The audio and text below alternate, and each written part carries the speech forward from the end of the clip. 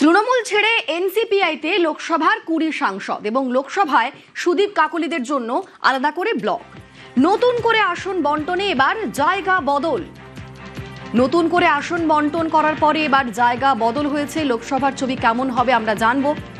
আমরা দেখেছি যে তৃণমূলে ভাঙন, রাজ্যে যখন পালা বদল হলো তারপর তৃণমূলেও ভাঙন এবং সেই তীব্র ভাঙনে তৃণমূল ছেড়ে এনসিপিআইতে যোগ দিয়েছেন লোকসভার ২০ সাংসদ। লোকসভায় সুদীপ কাকলিদের আলাদা করে ব্লক তৈরি হয়েছে আর নতুন করে আসন বন্টনে জায়গাও বদল হয়েছে।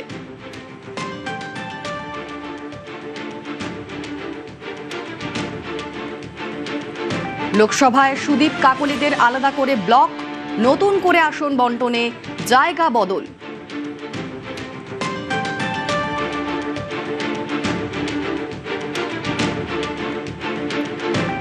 তাহলে লোকসভার ছবিটা এখন কেমন হবে? এবং যেরকম খবর পাওয়া যাচ্ছে, অভিষেক বন্দ্যোপাধ্যায়ের আসনে কি সুদীপ বন্দ্যোপাধ্যায় বসছেন? তৃণমূল ছেড়ে এনসিপিআইতে লোকসভার ২০ জন সাংসদ, লোকসভায় সুদীপ কাকলিদের আলাদা ব্লক, নতুন করে আসন বন্টনে জায়গাও বদল।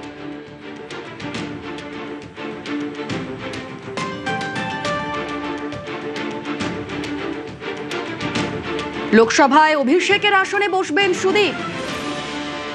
আমাদের সঙ্গে দিল্লি থেকে মৈত্রেয় রয়েছেন প্রতিনিধি। মৈত্রেয়, নতুন করে আসন বন্টনের পর ঠিক কিরকম হবে লোকসভার ছবিটা?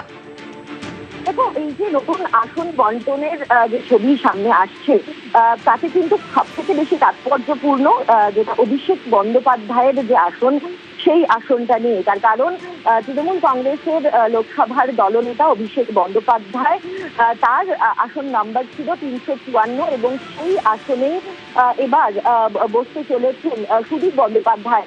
নতুন করে আসনের অ্যালোকেশনের পর সুদীপ বন্দ্যোপাধ্যায় তাকে এই আসন অ্যালট করা হয়েছে। তাকে আগে তিনি ২৮০ আসনে তিনি বসতেন এবং সেই জায়গায় দাঁড়িয়ে তার আসনে নতুন করে যে রিঅ্যাসাইনমেন্ট করা হয়েছে তাতে তার আসন সংখ্যা ৩৫৪। ফলে অভিষেক বন্দ্যোপাধ্যায়ের যে আসন ছিল সেই আসনে কিন্তু এবার বসে চলেছেন সুদীপ বন্দ্যোপাধ্যায়। সেটাই কিন্তু রিঅ্যাসাইনমেন্টের পর সব থেকে বেশি তাৎপর্যপূর্ণ এই মুহূর্তের ছবি। এবং যেখানে এনসিপিআই তাদেরকে দলে আনা এবং তাদেরকে দায়িত্ব দেওয়ার পরিস্থিতি যেখানে রয়েছে এবং সেখানে এনসিপিআই কে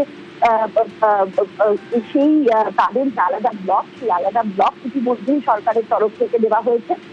সেই আলাদা ব্লকে রিঅ্যাসাইনমেন্টের চিঠি গতকাল যখন এনসিপিআই এর প্রথম বৈঠক চলছে সেই সময় কিন্তু চলে আসে সমস্ত সাংসদদের কাছে এবং তারপর রিঅ্যাসাইনমেন্টের যে পুনর্বিন্যাস বলা যেতে পারে, লোকসভার আসন সংখ্যার যে পুনর্বিন্যাসের ছবি সামনে আসছে, সেই ছবি কিন্তু যথেষ্ট রাজনৈতিকভাবে তাৎপর্যপূর্ণ। তার কারণ সেই ছবিতে দেখা যাচ্ছে অভিষেক বন্দ্যোপাধ্যায় তিনি যে আসনে বসছেন সেই আসনে এবার এনসিপিআই এর যিনি দলনেতা হয়েছেন, অর্থাৎ এনসিপিআই এর দলনেতা সুদীপ বন্দ্যোপাধ্যায়, তাকে সেই আসন দেওয়া হয়েছে এবং তিনি এবার থেকে সেই আসনে বসতে চলেছেন, যেটা কিন্তু অত্যন্ত রাজনৈতিকভাবে তাৎপর্যপূর্ণ।